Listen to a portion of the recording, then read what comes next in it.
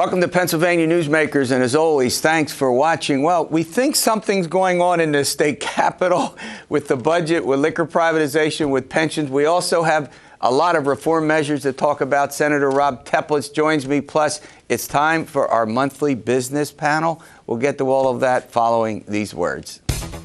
This is Pennsylvania Newsmakers, a fast-paced, unrehearsed weekly discussion with and about the leaders who shape your world. And now, here's your host, Terry Madonna. Welcome back to the program. Well, I think there's a deadline. It's called June 30. It's the date when the state is supposed to have a budget. Rarely does that happen on time. I shouldn't say that exactly. For 4 years, it did happen on time. Then during Governor Rendell's tenure, it did not. I don't know that it always matters about June 30. We got Senator Rob Teplitz. He represents Dauphin and Perry counties in the state Senate. Senator, welcome. Thank you. And I joke with the senator, he gets no break because he's a Franklin and Marshall College alum, right? I never give him any break. Well, look. Let's go to the big issue, the budget. It doesn't look like the two sides are getting close. Everybody, has a position. Their caucuses seem to be okay on both, Republican and Democratic side. How do you all get out of this? Do you have any clue? Well, I'm actually optimistic. Oh, good. I don't know that it's going to happen by June 30th, but if not, it should be shortly after. I would say watching the process is kind of like watching the stock market. If you focus too carefully on, one day's events, you can make yourself crazy. I mean, there's going to be a lot of chaos and nonsense and theatrics until we get to the end, but it's part of a process. Yeah. And I think that has to play itself out. But from what I see, in some of the behind the scenes discussions that I've been involved with and that I'm aware of, I think we are making progress. But would you agree that look, the Republicans control the legislature. Democrats can, obviously, Governor Wolf's a Democrat. The legislature is more conservative than any time in modern history. And I'll be honest, I'm not using this as a pejorative. Governor Wolf's a liberal governor. He's liberal in his ideology. You can disagree if you want. And I'm not using any of those as pejoratives. They're just philosophically different.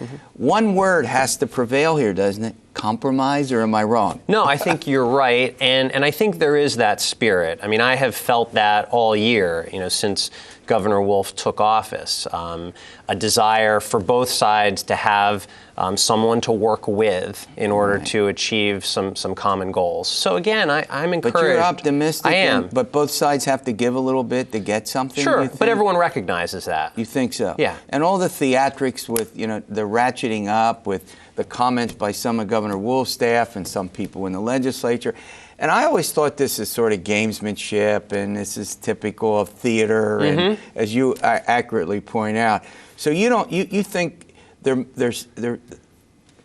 it'll get done. Well, it always gets done. The question is when, right? Right. I tell people not to focus on what happens in public because there are many reasons why things are said publicly that don't necessarily reflect what's happening privately. Let's forget about pensions and liquor privatization.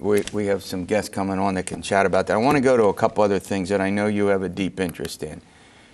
Lawmakers and gifts. It's been real controversial over the years. You want to see a gift ban put into law. Do I understand that correctly? Well, what's the situation now? What can lawmakers take? So I'm a lobbyist. I take you out. I can take you on a trip. I can buy you gifts. I have to report them. Do you have to report them? Yes. Right now, it's pretty much anything goes. The only control is that above certain dollar thresholds, you got to report it. They have to be reported.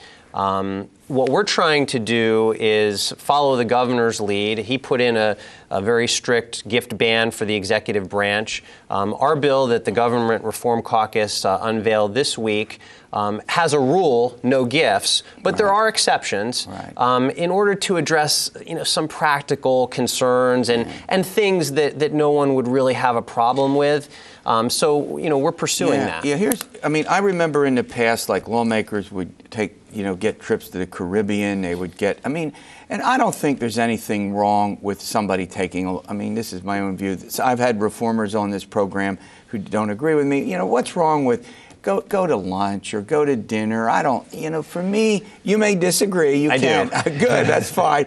I don't get all upset about that. I mean, I think there's a threshold beyond which, you shouldn't be. They shouldn't be buying you suits. They shouldn't be taking you on 3-day golf trips. Go ahead, respond to that. Yeah, I mean, I think the issue of dinners is a good one. That's something that occurs in a non-transparent way. I mean, It's private. Nobody knows what's going on. Nobody knows what's being discussed.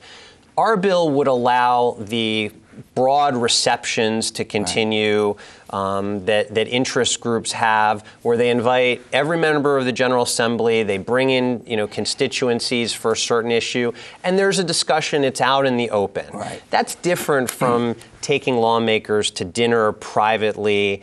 And I think there is a bright line in between those. All right, let's run to a break. When we come back, ethics. I want to talk about the Ethics Committee, and maybe I'll get the senator into trouble. We'll talk about the Ethics Committee's operation in each of the chambers. We'll get to that in a moment. This broadcast of Pennsylvania Newsmakers is presented by the Pennsylvania Chamber of Business and Industry, the statewide voice of business.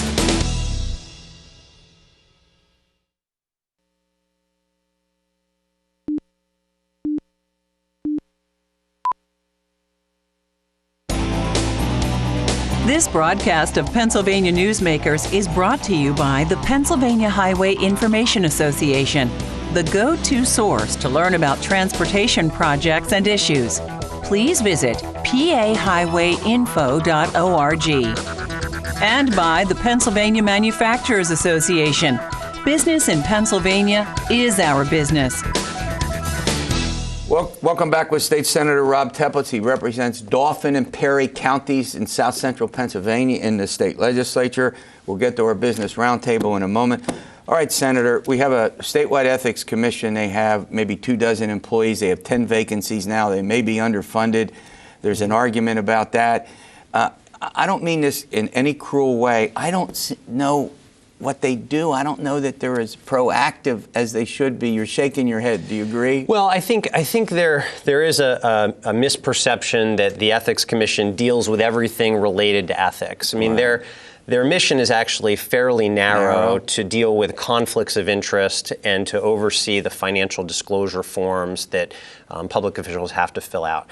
I do agree completely. They're underfunded and therefore understaffed, as are all of the watchdog agencies. I mean, if we think that it's important to have reform and ethics and integrity in government, we need to fund the watchdog agencies like the Ethics Commission, the Open Records Office, the Auditor General, the Attorney General, and others. And so, I can understand how they would be slowed down in their work. So you're actually saying that they have actually a limited portfolio, if you will, of functions. Is that your point? And right. That you think some of us may think they have a what? Now you can say it. That's all right.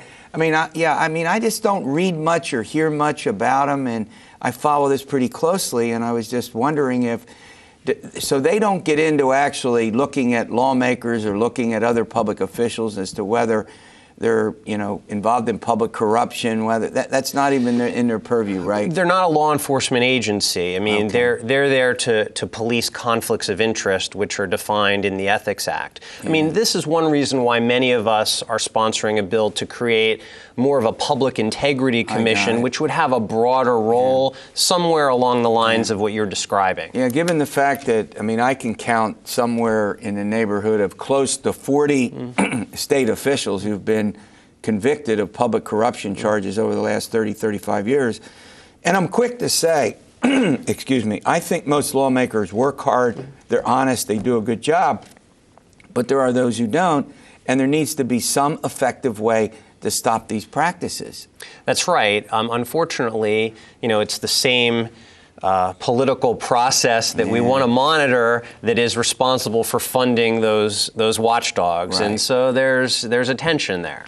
All right, before I let you go, I want to ask you about the audits of the General Assembly. If I understand this correctly, the Auditor General by law, he or she is responsible for doing the audits, programs that get state monies. He does not, right now he's a he, Eugene DePasquale, does not have the legal right to go and audit the books of the General Assembly. Is that correct? Correct. The Auditor General can only audit the executive branch right. of state government, not the legislative But branch, and not districts- the judicial branch. But school districts and, local government. So what do you want to entities. do? What's the Reform Caucus want? I have two bills that would subject the General Assembly to independent audits by the Auditor General. I think it's important. I came from the Auditor General's office. I have a real appreciation for that agency. But more importantly, there needs to be more openness and transparency and accountability. There's an audit that's done of the General Assembly every year, but it doesn't get at what people are really concerned about. It's a very superficial audit. It's not really independent. Right. And if we want to restore trust in the Capitol, we need to do some things that may be hard to do, but subject ourselves to oversight. I mean, historically, we've had at least one Auditor General throughout recent history that had some legal problems. But overall, I've been fairly impressed, regardless of party, with the Auditor Generals of our state who have, looked at all sorts of, the public records, the documents, the budgets of a whole variety of state agencies. And I think that's an important function.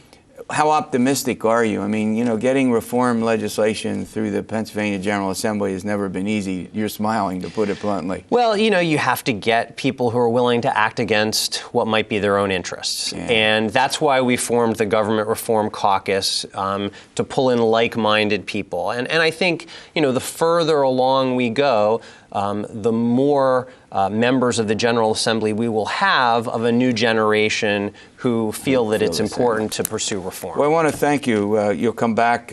Maybe we'll get you back after the budget, and we'll see how all that goes. All right, coming up, our business roundtable. We'll do that. Yeah, I'll get that out, and a few other things after these words. This broadcast of Pennsylvania Newsmakers is brought to you by Pennsylvania Credit Union Association. Pennsylvania Credit Unions, where people are worth more than money. To find a credit union that is right for you, check out ibelong.org. And by the Energy Association of Pennsylvania, Pennsylvania's energy information source.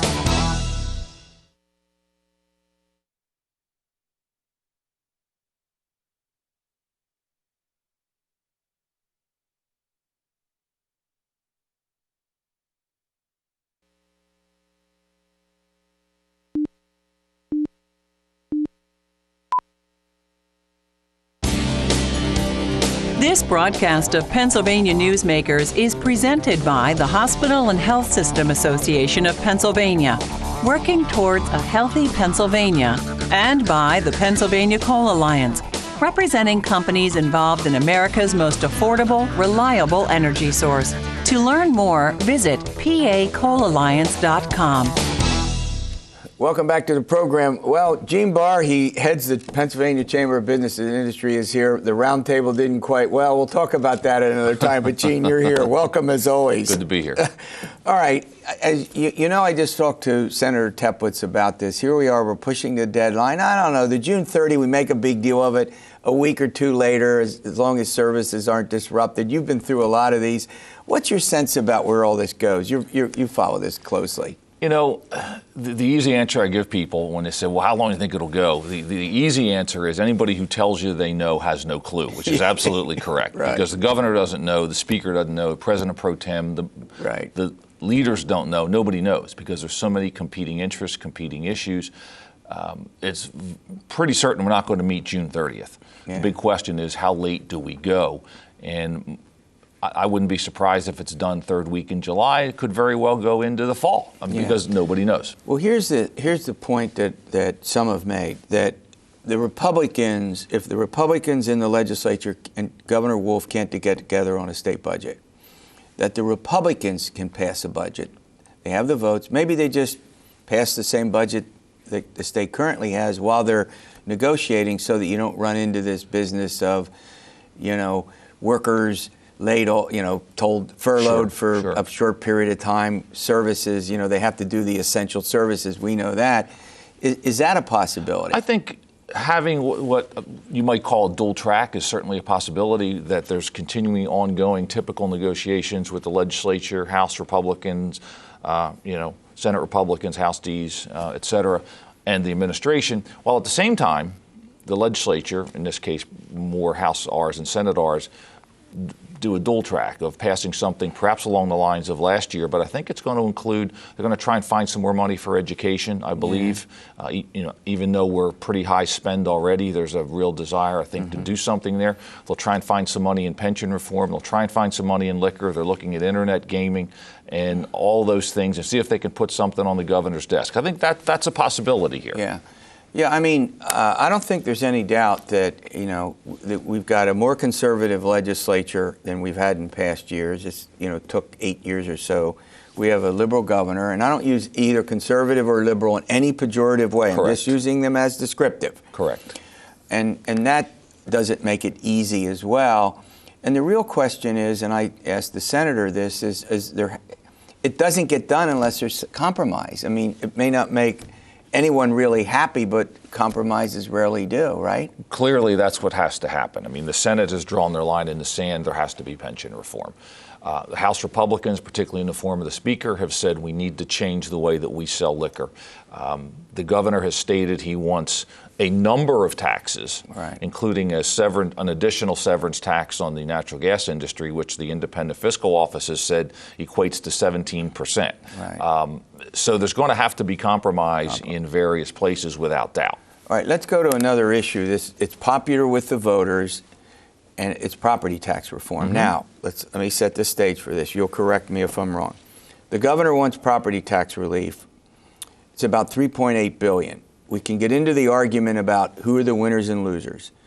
The Republican House passes a bill, and Republicans, more than Democrats in the legislature, have wanted local property tax relief. That's correct. Their push is $5 billion. Now, they disagree how, when the money gets back to school districts, who gets the money and who doesn't, and what school districts. Does that seem likely now that we've got at least two big bills, or the governor, proposal? Sure. I think some type of property tax for income sales swap is more likely than at any point in the recent past. Right. We as an organization have had problems with it because in our view, look, we can all agree we don't like our property taxes. Property taxes are a bigger problem in certain parts of the state than others. In our view, you should first address what causes those property taxes to be higher than what you'd like. And in this case, it's our pension system that we've not reformed. It's things like prevailing wage and other mandates. So our view is fix those and then have a debate about how you best want to fund schools. What's interesting is, over the last few years, we have opposed a lot of the things because, in our view, it would put a bigger burden on businesses. We wouldn't get the benefit of the property tax cut, which is the problem we have with the governor's side, whereas the House Republican side, as you note, really does a one-for-one and allows businesses to participate in both.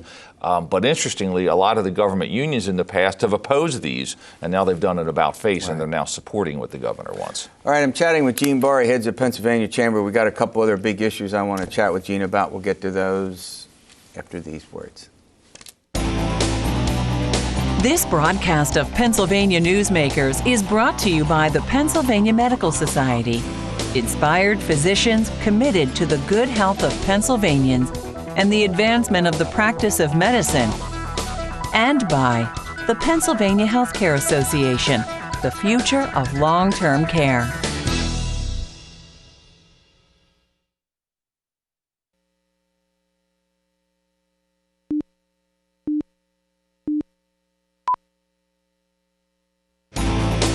This broadcast of Pennsylvania Newsmakers is brought to you by the Pennsylvania Business Council and by the Pennsylvania Business Council Education Foundation.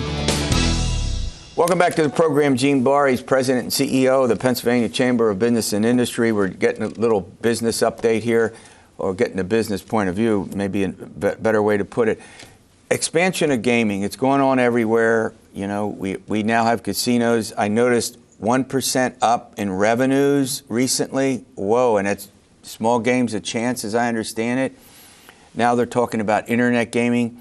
Can he reach a saturation point with this where it just doesn't raise the money? That's a good question. I know that there are a lot of people who would like to do more. In fact, there's a belief that some of this can supply, not only close that some of that structural deficit we hear about.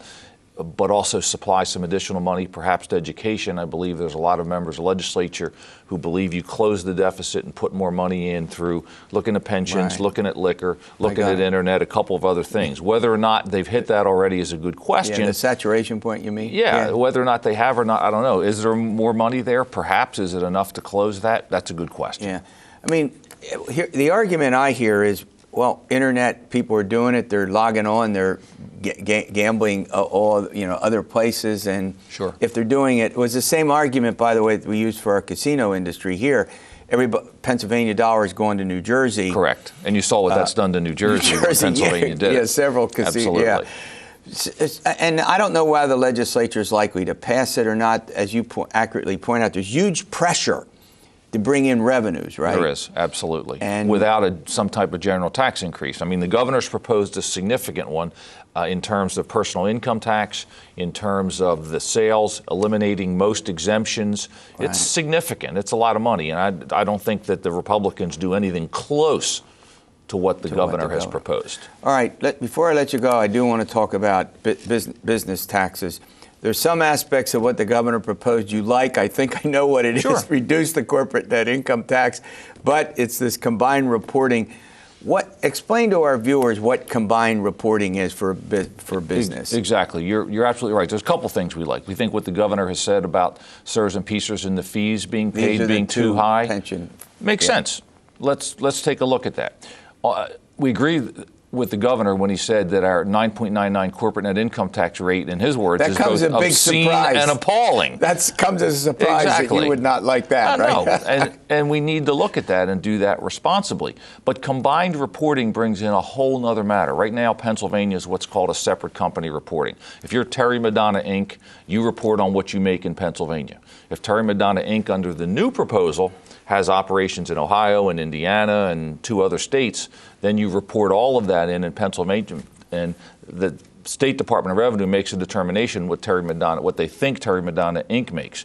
Now, the trouble is the governor has tied this new combined reporting scheme to the reduction in corporate net income tax. So what he's saying, just for our viewers, what he's saying is we'll push and get the corporate net income tax down over several years, right? Correct. But you got to have combined reporting. You have to take combined reporting as part of that. And the best analogy to think of is if, because people say, how can you not like it? It cuts the corporate net income tax rate in half. Well, if, for example, we said, hey, we're going to cut your federal rate in half, but we're going to tax your 401k, you'd have to go, I'm not sure that's a great deal. You have to do the math on it, You got to do the math on it. And that's what companies are looking at. Winners and losers? They're winners and losers, From what we're hearing so far, there's more losers than winners, which is interesting. Because at the same time, the governor's also proposed changes in how companies treat their losses. We already have the most restrictive in the U.S. along with New Hampshire. Thanks for coming in. I always appreciate we get a variety of points of view in there. Thanks for yours. We'll see you next week for another edition of Pennsylvania Newsmakers. And as always, stay well.